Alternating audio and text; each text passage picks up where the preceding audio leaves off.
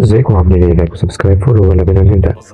نتكلم الأول على كتاب فن الحرب وبعد كده هنتكلم عن المسلسل. ايه هي قوانين فن الحرب؟ في البداية خطوات تؤدي لنتيجة مدروسة.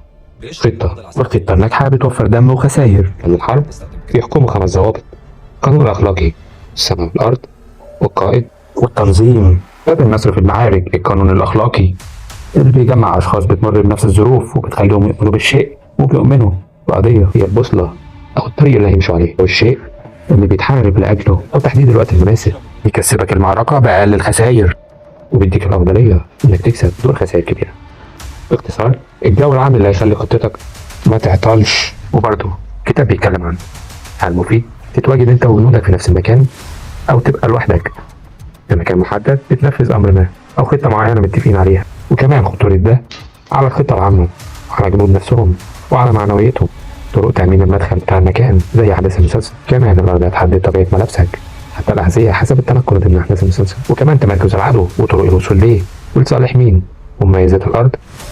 وما ينفعش تتواجد في مكان العدو أنت كده تخسر قبل ما تبدأ، أو هتبقى متحاصر بمعنى صح. العامل الرابع قائد أو قيادة. يجب أن يتصف القائد بالحزم، قوة وشجاعة. إزاي يكون القائد كمان والجنود هيبقوا أقوياء؟ وده برضه بنشوفه في أحداث المسلسل. الكتاب بيتكلم عن إن القائد طول ما هو كويس وقوي هيقدم نتائج صح زي أحداث المسلسل. في نوعين من القيادة: قيادة بالفطرة أو تعلم فنون القيادة زي برضه أحداث المسلسل. والطرق والنظم. العامل الخامس المقصود تنظيم الحرب نفسها. طرق خداع خصمك. خطط بتحددها مسبقا بيتم تنفيذها في وقت معين، والخطة المسبقة بتكسبك المعركة حتى من قبل ما تبدأ. الكتاب بيقول ال5 عوامل دول لو التزمت بيهم هتكسب في أي معركة. الكتاب برضه بيقول العشوائية بتخليك خسران حتى من قبل ما تبدأ. الفصل الأول في الكتاب نفسه بيتكلم عن خطة الحرب. الحرب مش بتعتمد على خطة ثابتة، الخطة بتتكرر حسب ظروف الحرب. القائد الذكي بيغير خطته في الوقت المناسب وفقا للظروف المحيطة وتحركات خصمك. تظاهر لعدوك بالضعف عاجز لحد ما تضربه في الوقت المناسب، وده زي احداث المسلسل. نيجي للنقطه المناسبه: تظاهر بانتشار الفوضى بين صفوفك. تظاهر بالضعف حتى توصل لما تريد. بعد كده بتهاجم في الوقت المناسب او بتحسس خصمك انك ضعيف مره واحده بتهاجم، وده زي احداث المسلسل بالظبط. والتظاهر بالضعف حتى يظن عدوك انه هو الاقوى. نيجي للقانون اللي بعد كده: اثاره غيظ عدوك بسبب اخطاء. اذا كان عدوك يستريح لا تعطي الفرصه له للراحه. احرص على ان تنهي القوة، مش بس ضربة واحدة وتهرب، لا، تفضل تكمل لحد ما تكسب للآخر. وده زي برضو أحداث المسلسل والسرقات اللي بتتم حسب الأحداث. اخفي جنودك، وده نفس الأسلوب اللي استخدمه المسلسل. الحرب مش بتعتمد على خطة ثابتة، بل خطة مرنة فيها جوانب من المكسب وجوانب من الخسارة، وازاي تقدر تتعامل مع الاثنين. وده برضو ينطبق على أحداث المسلسل. الكتاب برضو بيقول خطة مسبقة، يعني بتقول لعدوك إنك خسران قبل ما تبدأ. القائد الذكي واللي بيغير حسب الظروف المناسبة. راقبه وواجه حينما يكون للمستعد. خلصنا تخطيط خلاص. الدور اللي بعد كده حسب القوانين: التنفيذ والهجوم بشراسة. أول قاعدة للدخول في الحرب: حساب تكلفة الحرب والميزانية، ويبقى معاك فلوس تكمل لحد قد إيه. تخطيط نفقة الحرب لأيام وأسابيع ممكن توصل لشهور. وده زي برضه أحداث المسلسل، إنه بيعمل سرقات بتجيب سرقات بعدها، بيستخدم الفلوس دي في إنه يوصل لهدفه. القانون اللي بعد كده: اعمل على أساس غضب جنودك تجاه العدو. وضح لهم مزايا الانتصار، اشرح لهم المزايا زي برضه السيئات اللي بتحصل. المسلسل زي ما قال لهم هديكوا فلوسكم وعليه 10 مليون لأنهم اتعرضوا لنصب، هو هيرجع لهم حقهم، هيدوم 10 مليون كمان. كل ده بالظبط زي أحداث المسلسل. القائد الذكي اللي بينشر الرعب بدون أي قتال. المقابل روح معنوية مرتفعة جدا، كسب نص الحرب قبل حتى ما تبدأ، سواء في الاختيار او في التنفيذ العام. فانا دايما اوعدهم بده واتمنى ان انا اكون قد المسؤوليه يعني. اوعدهم ان هم هيشوفونا بشكل مختلف وهيشوفوا مواقف احنا ما قدمناهاش قبل كده ابدا ابدا كاحنا يعني. الجمهور هو البطل، هو اللي يحدد الحاجه بتنجح ولا لا وحلوه ولا لا، فيا رب يرضى عننا كده ويحبنا. انا حاسه ان العمل ده مميز جدا بصراحه. المختلف في فن الحرب ان المشاهد طول الوقت هيبقى متوقع حاجه يحصل عكسها. التخطيط الجيد تكسب الحرب حتى بدون قتال أو الاشتباك يكون في أضيق الحدود. قانون برضه بيقول لازم تعرف نقاط ضعف عدوك عشان تضربه بالظبط فين، والضربة دي هتنهيه بعد قد إيه. القانون اللي بعد كده: حافظ على الروح المعنوية لجنودك. العدو يراقبك ينتهز الفرصة في الهجوم فما تديهوش أي فرصة. الفصل الثالث في الهجوم: التخطيط المخادع. قواعد الهجوم. تطبيق الأمثل لفن الحرب هو أن تغتنم مكاسب العدو بدون ما تدمرها، وده زي ما حصل لما زياد سرق التجار مقابل انه يعمل العملية اللي بعد كده ويكون الفريق الجوي. اعمل على إعاقة خطط العدو للهجوم المضاد، وده زي ما حصل في المسلسل. هجمة عكسية منك تربك كل خطط العدو، ما تحسسش انه اصغر منك وانه ممكن ينتهي في اي لحظة. تفريق جيش العدو، شتت قواهم، امنهم من الالتحام او التجمع سوا، قطع الاتصال بينهم او تشتيت كامل، وده حسب برضه احداث المسلسل، او انك توقعهم في بعض، وده برضه زي احداث المسلسل. القانون اللي بعد كده لا تحصل الموت ذات الاسوار العمليه. من الاخر ابدا بالسهل، ده زي برضه احداث المسلسل بالظبط.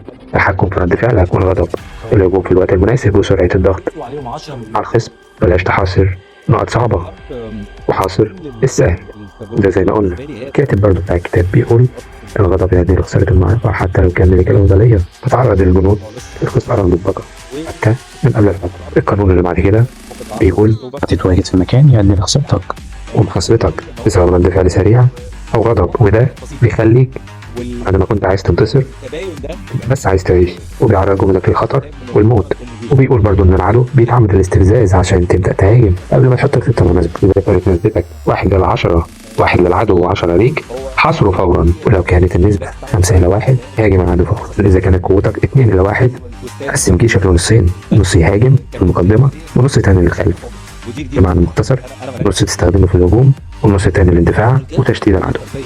باختصار، الكماشة على القسم، وكل عدد واللي مدى الكماشة، وكل ما عددك يكبر تهاجم أكتر من جهة، وكل ما عددك يصغر تهاجم بصورة مباشرة أكتر، وده بيعرضك لخسائر. باختصار، نص يهاجم ونص يناول ويدافع، يكسبك الحرب النفسية والحرب بدون خسائر. القاعدة اللي بعد كده بتقول اضرب من خلف الخصم أو من غير ما ياخد باله، وده اللي اتكلمنا فيه عن الكماشة.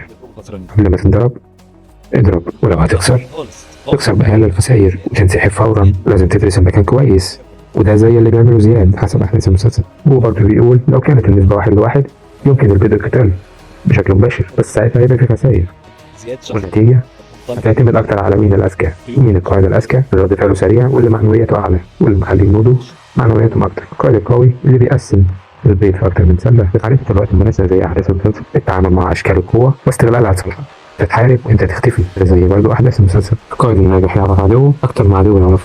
باختصار للقانون ده، تهاجم بدون موعد مسبق، بدون ما العدو يعرف نقط الضعف، بيهاجمك كويس. فصل الوضع للمناورات والتكتيكات، وبيقول زنتيتو معرفتك لنفسك يعمل فنون الاندفاع وتعلمك اندفاع، وتعرف عيوبك واخطائك وتحاول تتجنبها، ودي برضه هتبقى مكسب زياد بسبب الاحداث بتاع المسلسل. القانون اللي بعد كده، المعلومة أخطر سلاح قبل المواجهة، وإن مسؤوليتنا هي حماية نفسنا من الهزيمة. وبيقول إن هزيمة العدو دي هيوفرها بنفسه عن طريق خطأ جسيم هيقع فيه، تحصين النفس ضد الهزيمة عن طريق إخفاء أي أثر تحرك، وده نفس اللي بيعمله البطل حسب الأحداث، الأماكن اللي بيتردد عليها، وده زي ما شفنا في أحداث المسلسل.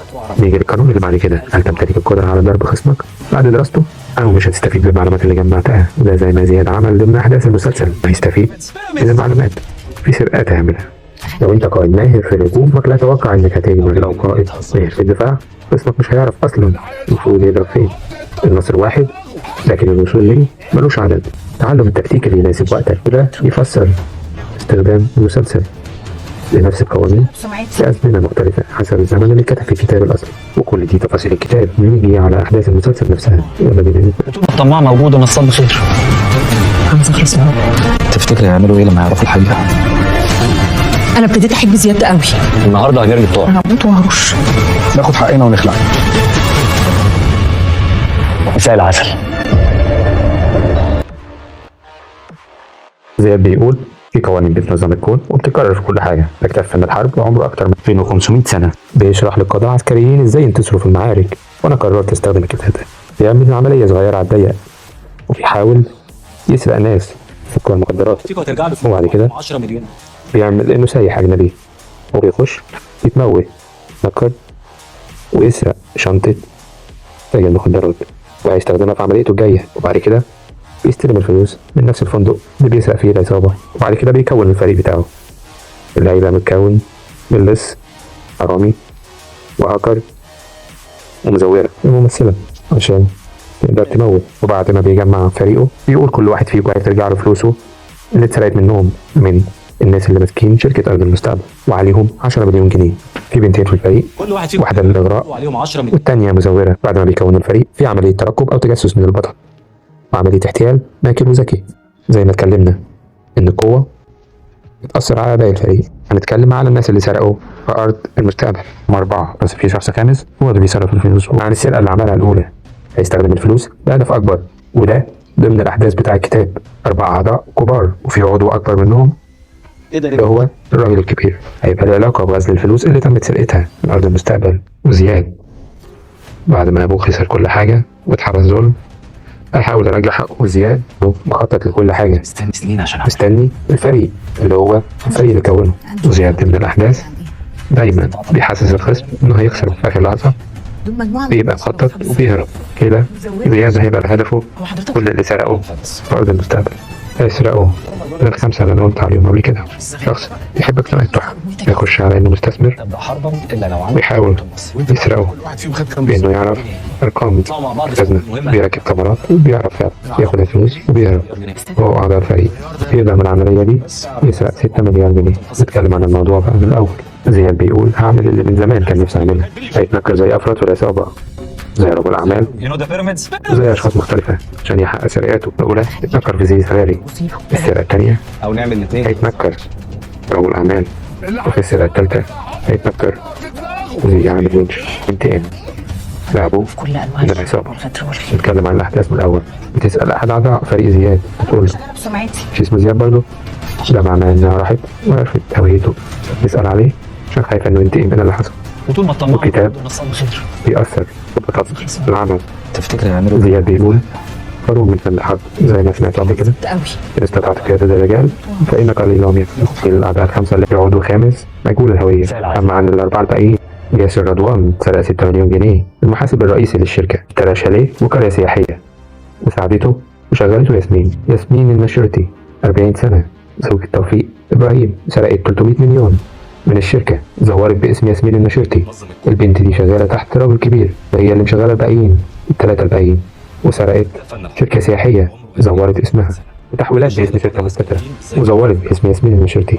هشام النسام مستشار داخل الشركة سرق حاجات في أرض المستقبل داخل حسابه 150 مليون. سرقة مشتركة بين هشام النسام وياسمين النشرتي. هشام اشترى عقارات في زايد والتجمع باسم مستور آخر في قبرص سنه 55 سنة. مستشار قانون الشركة شكلها هي اللي ماسكة العصابة. ياسمين بتقول لزياد يا مدى قوتك. أحداث بتدور إنه بينتقم من كل واحد فيهم وهي بتحاول تطارده، بتحاول توقفه عن اللي بيعمله ده. بس المفاجأة إنها بتحبه وبتقرر إنها توقف تنتقم منه وتقتله. نرجع نعمل مسلسل. قالت معاه على الراجل الكبير. الهاكر بيقول له أنت بقى عرفت كل واحد فيهم خد كام؟ زياد قال له الجنيه. كل اللي عملناه كانت خطوه. ده اللي هيستخدموه في العملية الثانية. لا تبدأ حربا إلا لو عندك ظروف النصر. المبدأ الجديد اللي هيستخدموه في العملية اللي بعدها اعرف نفسك واعرف عدوك تنتصر في المعركة.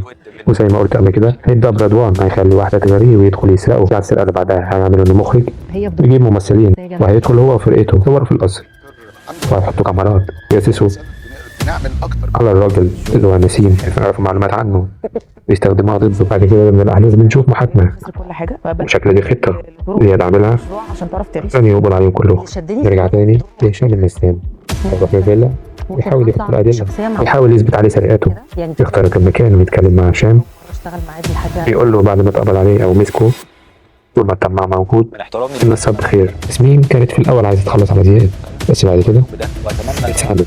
بعد كده هيتفكر بيسرق كل حاجة منه بيحرق له بيته وبيحاول يحبسه بس في الآخر زياد بيقدر يثبت براءته. ودي كل الأحداث عن المسلسل. ما تنسوش لايك وسبسكرايب فولو للدعم. أشوفكم الفيديو دي. سلام.